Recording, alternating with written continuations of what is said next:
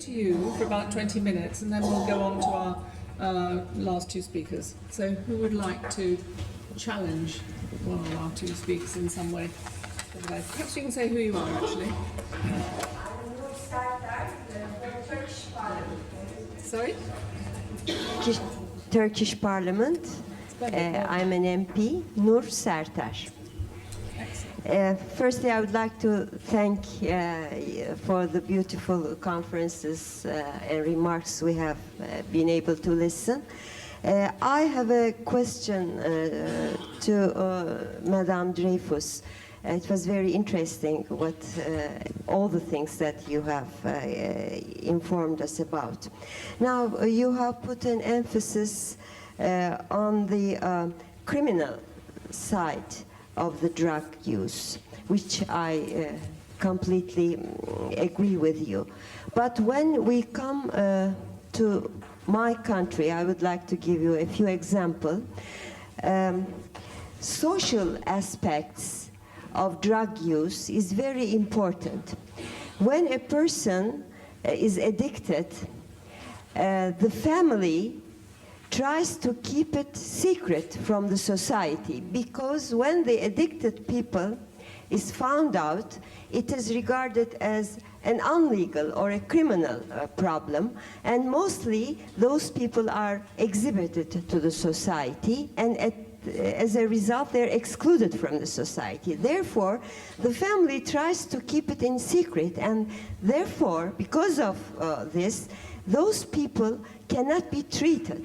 It is not regarded as a health problem, but as a criminal problem, as an illegal act. Therefore, those people mostly end their lives very early. They die, and they are excluded from the people, from the society. So, how can we make a balance of regarding this as a criminal problem, an illegal act on the side of the user, and at the same time prevent the user from being excluded from the society, make the family informed about the condition, and try to give all the health treatment at the same time? How can we make this balance? Thank you. Thanks very much, Ruth. Yeah. Yes, I think so. Fine. Je vais peut-être répondre en français puisque nous avons la chance. Perhaps I shall answer in French, since I believe there is interpretation into English. Indeed, you are right. This is one of the unintended consequences of the prohibition system. You criminalize consumers, drug users, but you also create a general climate of exclusion of drug consumers in society, a climate of secrecy around the situation of someone who is addicted, who is dependent on drugs. And I think it is up to the politicians to break this taboo. And our first motto inside the Global Commission for Drug Affairs was, let us break the taboo, let us talk about drugs, let us talk about this problem, in particular when it comes to the addiction stage. So we are talking about a condition, an illness, as you were describing, and it affects not just the individual, but his or her family and environment. And I think to break the taboo and to talk about it is something that politicians have to do, and it also means that you can do a better prevention work. In particular, young people who are most at risk to become dependent will be able to talk to adults only if they know they can do so, and that their friends who might have become addicted will not be treated as criminals. And I think you have really talked about the first principle of a drug policy. Let us talk. Let us talk about it openly. And mainly, as you were saying, in the examples you were quoting, let us talk about an illness which has to be treated and families who need support. And that is very much what we did in Switzerland.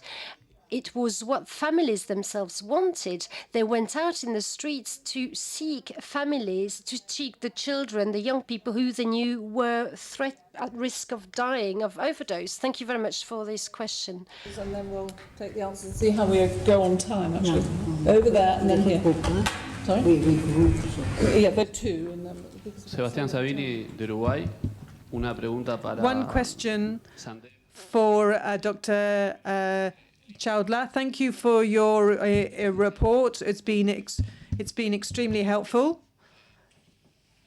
Why is it that the United Nations doesn't study quantitatively the consequences of the drug policies that have been established by the conventions? That's to say, we can compare consumption of tobacco and alcohol, but we don't actually have specific figures about people who drink and actually smoke. And I think it would be actually key if we could actually look. We should actually look at regulation, because the thing is that alcohol and tobacco have a system of regulation, so that you can actually have quite precise comparisons, and that you actually have major changes to the body made by the consumption of these drugs. And I think it'd be good if UN actually looked at the amount of people who've been taken prisoners, the refugees, people who've died in Mexico, Argentina, Brazil, or abstinence as a result of the negative consequences of drugs. And it's sometimes very difficult to have very precise global figures on the matter. Okay, should we have the next question and then we'll take the responses?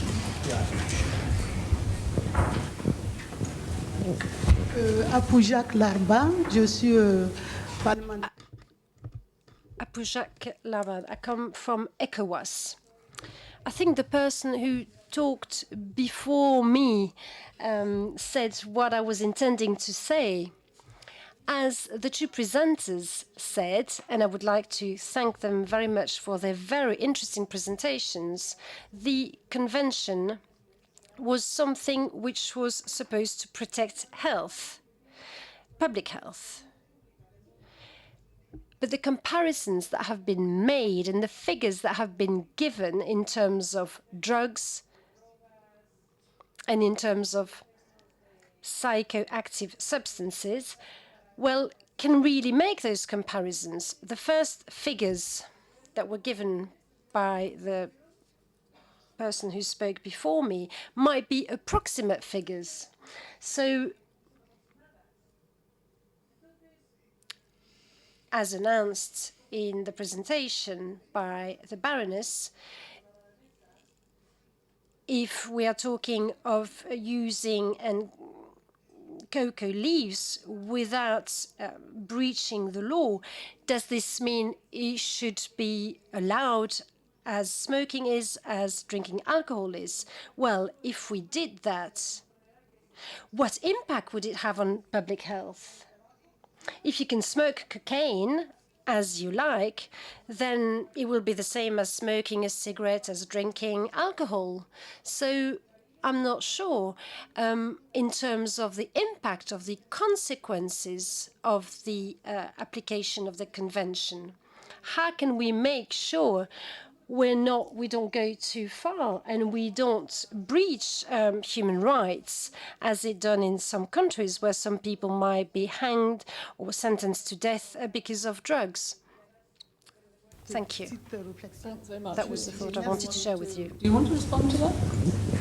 Dr. Chandler, do you want to? Certainly. Thank you. The last two questions I'll try and take together. I think it's a bit difficult to answer the question why the UN doesn't study the consequences of the control system. It does. It does all the time. And we produce reports on it every year. Some of the data is what I've shown you. We produce an annual World Drug Report. It is in every way studying what is happening with the production, the trafficking, and the consumption of the drugs. There are other reports that the UN does where some of the other consequences can be measured in terms of violence, homicide rates, prison populations, transnational organized crime, the size of markets for the various transnational organized crime areas. We are studying this all the time. And to the extent that there is any globally aggregated comparable data available on this, it comes from the United Nations. Madame Dreyfus would bear me out on this. All the data used, or a majority of the data used in the Global Commission reports is United Nations data. And the idea of this is that that is being studied. Now, if, and I face this question frequently, is if a lot of people outside expect the United Nations to use this data to provide a critique of the system as it's working, this we cannot do. This is not the role of the United Nations. This is the role of the membership. This is the role, in fact, of all of you through your legislative bodies, because this is for member states to act. We have neither made these conventions, nor can we reasonably argue in favor of reforming them one way or the other. We are servants of governments collectively, and our role, which is, by the way, difficult in this respect, is only to be objective, as objective as possible, honest brokers of the data and information that is available. And on the comparisons with alcohol and tobacco, exactly the same. This is, a lot of this is publicly available data. The data for alcohol and tobacco, by the way, comes from another United Nations organization, the World Health Organization. It's collected in the same way. The only difficulty is that for some of these activities, it's much easier to collect data for an activity that is not illegal. And so some of those numbers may be robust. And finally, just in terms of the costs of treatment, well, we provide the data. In our last World Drug Report, we made the point, which I made in my discussion earlier. There are 27 million, approximately 27 million problem drug users in the world. Only 1 in 5 of those has access to treatment. That's what we need to be doing, is providing that treatment. Thank you. Thanks, Doctor. Ms. Davis. Yes. Briefly, and then we'll go on. Je vais essayer d'être rapide. La première, c'est la réponse à Madame. Je crois qu'il ne faut pas confondre liberté. I think we have to make sure there's a distinction between liberalization and regulation of the market. No one is saying that dangerous substances should be freely available to everyone and should be sold everywhere at every street corner, which is what is happening today through dealers, by the way, and should be made available completely freely. That is not what we are saying. What we need is a regulation of these markets, which is done in terms of alcohol and tobacco in some countries, as you know, and thanks to the convention, which was mentioned before. There are places where one is not allowed to smoke. If you are under a certain age, you are not allowed to buy tobacco, etc. So some regulation is envisaged. It will be different from substance to substance, but I think this is the way we have to seek to try and reduce the public health risk that you mentioned. Now, to try and stimulate a discussion with Dr. Sharla, whose work I have the highest respect for, it is true that UNODC has the role of transmitting information, making information available, and also supporting countries in their policies. And sometimes it has done so in policies that have had negative impacts. Now, you might tell me that was the free decision of those countries to carry out that particular policy. But I still think that this is a contribution that has been made in some ways to negative policies. I would also like to underline the role of the INCB, the International Committee on Drug Control, which is in charge of monitoring the way countries are sticking to their commitments. And from a Swiss experience, I can tell you that I was criticized a lot more for public health measures than other countries would have been for very brutal, very harsh measures, which, in my opinion, were in contradiction with basic human rights. And I think the role of that committee has to be reviewed. It has to stress mainly protection of health and human rights. Thank you very much, Ruth, for that. Now we're going into the time of the next speaker, so can we very quickly pose the next two questions at the back and here, and quick responses if we can, then we'll move on.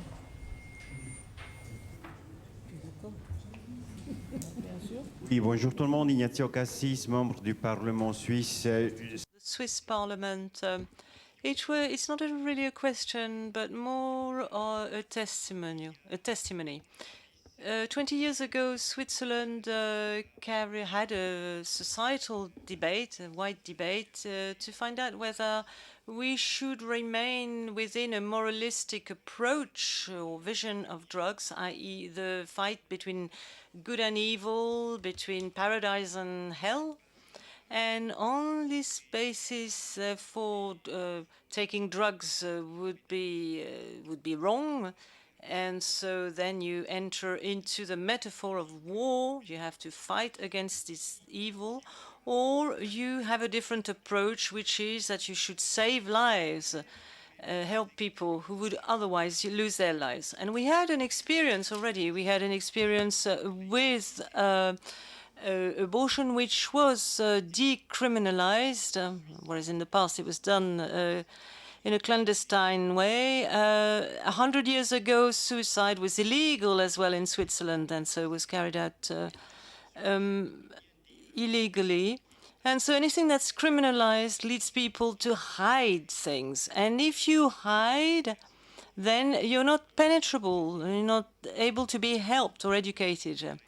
And Mrs. Dreyfus was a member of the Swiss government, and I also worked in public health, and it was revolutionary what we used to do 20 years ago in Switzerland. And I remember the critical effort of the UNCD, who said we have to fight drugs, there's a war on drugs, and we shouldn't be pragmatic.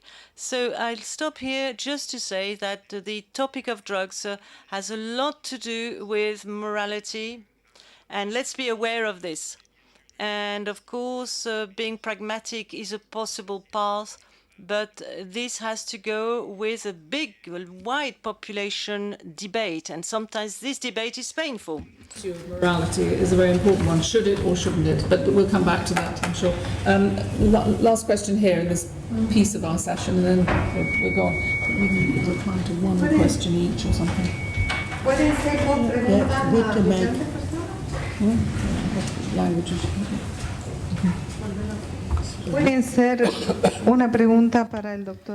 I'd like to ask a question to the doctor and another question to the other members of the panel, if possible. My name is Erika Claudes. I am an MP in Bolivia for the opposition. This is first a question for Dr. Chaula. I have a quick question. In Bolivia, we received the UN report, which shows that coca leaf production has actually gone down. We're currently working without international cooperation. We are just basing our efforts on what we can achieve on a national level. And you said that cocaine use had actually gone down.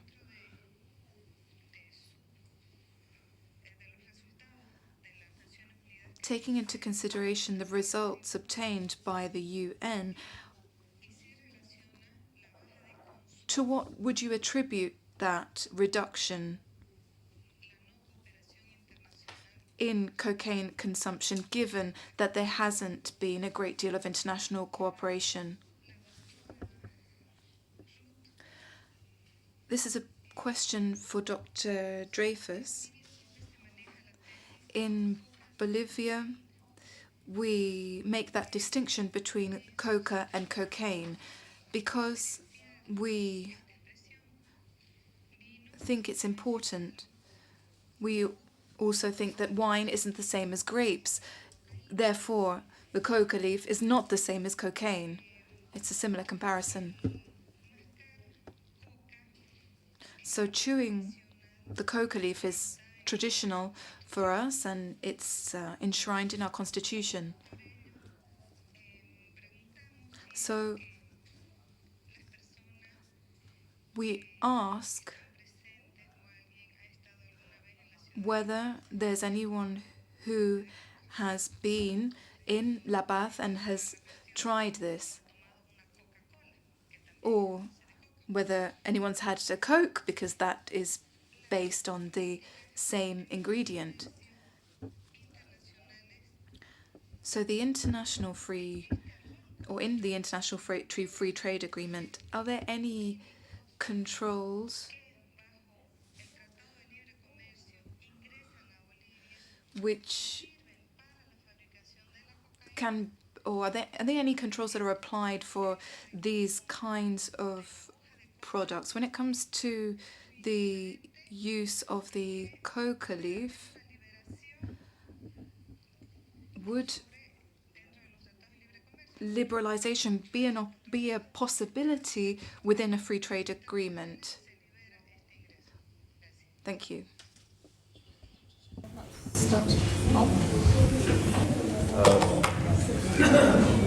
Yes, I can try and cover this quickly, and in terms of some of the other issues, I prefer to come to at the end. But as far as the question of the decline in the coca market, and the cocaine market, and what one attributes as causes for this, well, we need to put this into a straightforward, clear perspective. Is the production of coca takes place in 3 countries. Bolivia is the smallest of 3 producers. It is Colombia, Peru, and Bolivia. There have been considerable declines in both Colombia, earlier in Peru. Now there's an increase in Peru, and Bolivia went up slightly, then came down slightly. The international cooperation you asked about is something which is done based essentially on the fact that the United Nations Office on Drugs and Crime is given money by our member states to fund technical assistance programs in the country. That money is earmarked, or that money by the people who pay for it, we are told what to do with it. I don't know how many people know this, but this organization called the United Nations Office on Drugs and Crime has 90% of its money is earmarked by the donors to be used for what they tell us to use it for. 90%. So international cooperation is something that depends really on the wish of the world. And the last point is, when you talk about a decline in a market, there are many reasons for it, not the least of which is successes within the country over dealing with demand, successes in interdiction, in stopping the supply, as well as changes within a particular market that happen for many other reasons other than this. So it isn't possible to find one single reason. Thank you very much, Dr. Chan. Ruth. Je crois qu'on a très peu de temps. Je dirais tout simplement à Madame que lorsqu'elle dit que la feuille de coca n'est pas la cocaïne, elle a tout à fait raison. Et j'aimerais, pour ceux qui ne le sauraient pas, dire que lors I'd like to say that when Bolivia withdrew from the convention and came back emitting a reservation for the chewing of coca leaves, it was supported by a sufficient number of countries for its reaccession to the convention to be accepted. So you benefited from the support of a lot of countries who considered that your cause was a just one. Our two speakers so far, they will come back at the end to thank them properly.